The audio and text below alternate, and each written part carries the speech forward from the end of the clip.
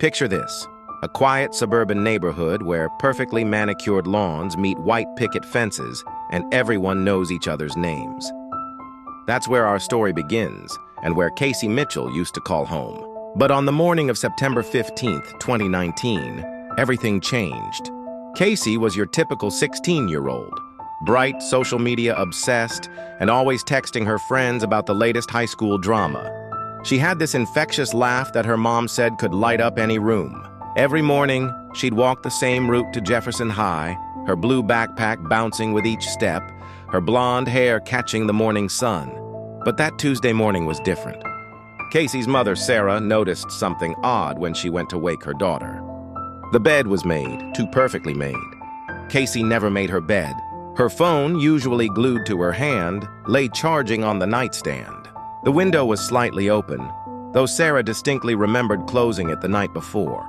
The police initially treated it as a typical teenage runaway case. After all, Kacey had been arguing with her parents about college applications just days before. But something didn't add up. Her passport was still in the drawer. Her savings remained untouched. And most tellingly, her beloved dog Max hadn't barked that night. He always barked at strangers. As investigators dug deeper, they discovered something chilling on Kacey's laptop. In the weeks leading up to her disappearance, she'd been receiving messages from someone calling themselves the Truth Seeker.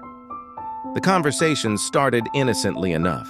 Discussions about conspiracy theories, unsolved mysteries, the kind of stuff teenagers find fascinating.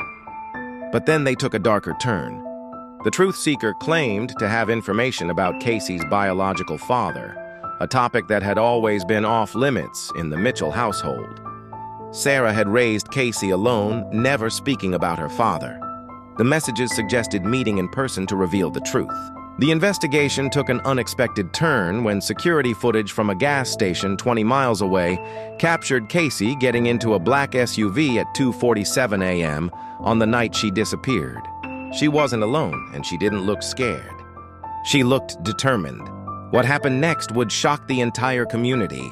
3 days after her disappearance, Kacey walked into the local police station, unharmed but changed. The story she told left detectives stunned. The Truth Seeker wasn't some random internet predator. It was her father's sister, her Aunt Linda, who had been searching for Kacey for years. The truth unraveled like a ball of yarn. Sarah had fled an abusive relationship before Kacey was born, changing their names and cutting all ties with her past. Linda had spent years tracking them down, convinced that her brother, Kacey's father, had changed and deserved to know his daughter. But here's where the story takes its darkest turn. When Kacey finally met her father, she discovered Linda had been lying. He hadn't changed at all. The man was still the same person Sarah had fled from. In those 3 days, Kacey witnessed firsthand why her mother had worked so hard to protect her all these years. Using quick thinking and a borrowed phone, Kacey managed to contact the police and escape. Her father and aunt were arrested, facing charges of kidnapping and conspiracy. But the impact of those 3 days would leave scars that wouldn't be visible to the eye. Today, Kacey is using her experience to help other teenagers stay safe online. She speaks at schools about the dangers of trust in the digital age, about how the truth isn't always what we want it to be, and most importantly, about how sometimes the family we choose is more important than the family we're born into. This story isn't just about a kidnapping. It's about the lengths people will go to find what they believe they deserve, the mistakes we make in trusting strangers, and the courage it takes to face the truth, even when it's not the truth we hoped for.